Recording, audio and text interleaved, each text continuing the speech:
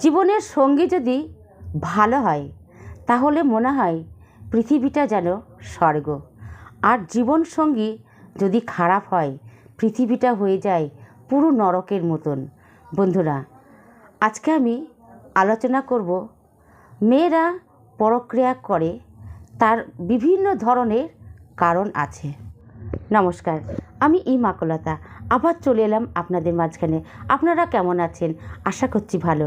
আমিও ভালো আছি। বন্ধুরা, আজকের ভিডিওতে ফিরে যাওয়ার আগে সকলকে বলে রাখি, এখনও পর্যন্ত সোশ্যাল টক্স বেঙ্গলি চ্যানেলটি যারা সাবস্ক্রাইব করেনি অতি অবশ্যই চ্যানেলটি সাবস্ক্রাইব করবেন, এবং ভিডিও যদি ভালো লাগে অতি অবশ্যই লাইক এবং কমেন্ট করবেন। তাহলে মূল বক্তব্যে ফিরে আসি। পরক্রিয়া বিষয়টা কেউ করে অভাবে, কেউ করে স্বভাবে, এটা চিরন্তন সত্য কথা। কিন্তু যারা অভাবে পড়ে করে তারাও জানে যে কেন করছে, যারা স্বভাবের জন্য করে কেন করছে। কিন্তু এই দুটোর মধ্যে অনেকটাই ফারাক আছে। ফারাক থাকলে কি হবে, মানুষ যখন কোনো সমস্যার মধ্যে পড়ে, যখন কোনো অভাবের মধ্যে পড়ে, তখন সে খারাপ পথে যেতে বাধ্য হয়। আর মানুষ যখন স্বভাবের জন্য করে, তখন সোনা দানা যাই থাকুক না কেন, তার টাকা পয়সা অর্থ করি যাই থাকুক, তার স্বভাবে যদি লেখা থাকে যে চরিত্রহীন, তাকে সেই পথেই যেতে হবে। যাই থাকুক তাতেও তার কোনো রকমভাবে মন গড়বে না বা উঠবে না, তাই তাকে সেই নেশার পথে ছুটতে হবে। বর্তমান সমাজে নারী পুরুষ উভয়ে পরক্রিয়ার সঙ্গে যুক্ত। এই যে পরক্রিয়ার সঙ্গে যুক্ত, তারা বোঝে না যে ভবিষ্যতে এই পরক্রিয়ায় রাস্তায় থেকে যে কতটা ক্ষতি হবে নিজের জীবনে, সেটাই এখনও পর্যন্ত বুঝে উঠতে পারে না। তারা হয়তো নেশার জন্যে করছে, তারা এক ভালোবাসার মোহতে টানে এই কাজটার সঙ্গে লিপ্ত থাকছে। পরবর্তী সময় যে কী ক্ষতি হবে জীবনে, সেটা নিয়ে এখনও তলিয়ে ভাবতে পারেনি। একবার ভাবুন তো, যারা পরক্রিয়ার সঙ্গে যুক্ত থাকে তাদের চরিত্রটা কেমন হয়, তাদের চাল চলন, তাদের চলাফেরা, লাইফস্টাইল কেমন হয়। তারা সবসময় সংসারের দিকে ধ্যান দিতে পারে না, সবসময় হয়তো ফোনে ব্যস্ত থাকে। আজ অমুক জায়গায় কল এলো, সেইখানে চলো যাই। আজকে বন্ধুর বাড়ি থেকে কল এলো, চলো যাই। নেশার ফলে মানসিক একটা চিন্তাধারা, একটা মনের ভাবনা পুরো আলাদা জগতে থাকে। তারা এই সামাজিক জীবনে যে চলাফেরা করতে হবে, মানুষের সঙ্গে যে চলতে হবে, আমাকে যে ভালোভাবে জীবনযাপন করতে হবে, সেই বিষয়টা নিয়ে তাদের ভিতরে কিছু থাকে না। সর্বদাই তাদেরকে মেন্টাল হয়তো অন্যদিকে ড্রাইভার থাকে, তারা স্বাভাবিক অবস্থায় থাকতে পারে না। চঞ্চলা ভাব, কারোর সঙ্গে কথা বলবে না, এদিক ওদিকে ছুটে বেড়াবে, বিনা কারণে মার্কেটে যাবে, স্বামীর অনুমতি ছাড়াই এদিক ওদিকে চলে যাবে। এই রকম লক্ষণগুলো, এই রকম আচরণগুলো করলেই আপনি বুঝতে পারবেন যে এই মহিলা বা এই পুরুষের কোনো বাইরে হাত আছে। যারা স্বভাবের জন্য করে তারা কি করে, পুরুষ মানুষ দেখলেই তাদের গায়ে অটোমেটিক ঢলে পড়ে। পুরুষ মানুষ দেখলে তারা চোখের চাহনিটা পুরো চেঞ্জ হয়ে যায়, মুখের হাসিটা পুরো চেঞ্জ হয়ে যায়।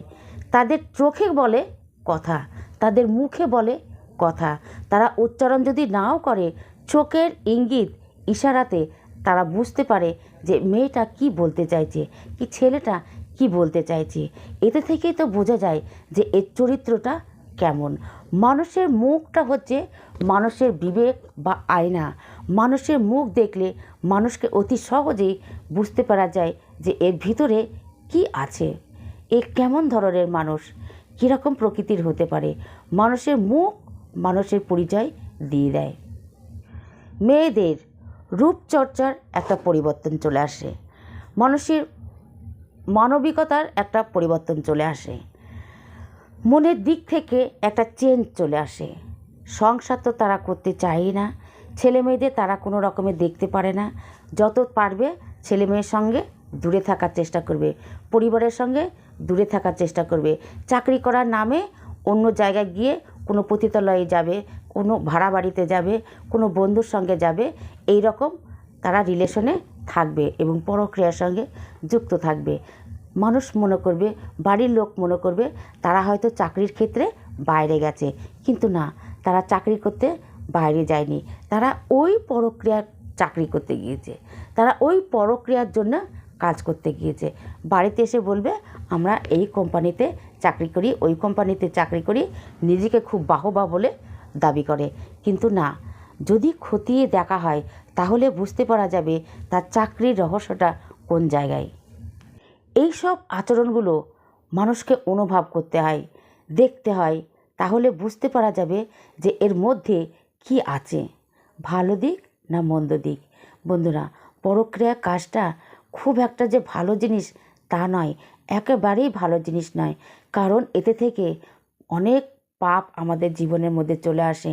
এমন পাপ চলে আসে যা আমাদের সংসারে ছেলে মেয়ের উপর দিয়ে হোক, কাউরের উপর দিয়ে হোক, সেই পাপের সাজা চোখের সামনে তাকে ফল ভোগ করে যেতে হবে।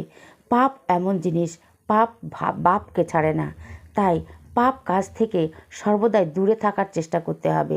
নিজের ভিতরটাকে পরিবর্তন আনার চেষ্টা করতে হবে, জীবনটাকে পরিবর্তন আনার চেষ্টা করতে হবে।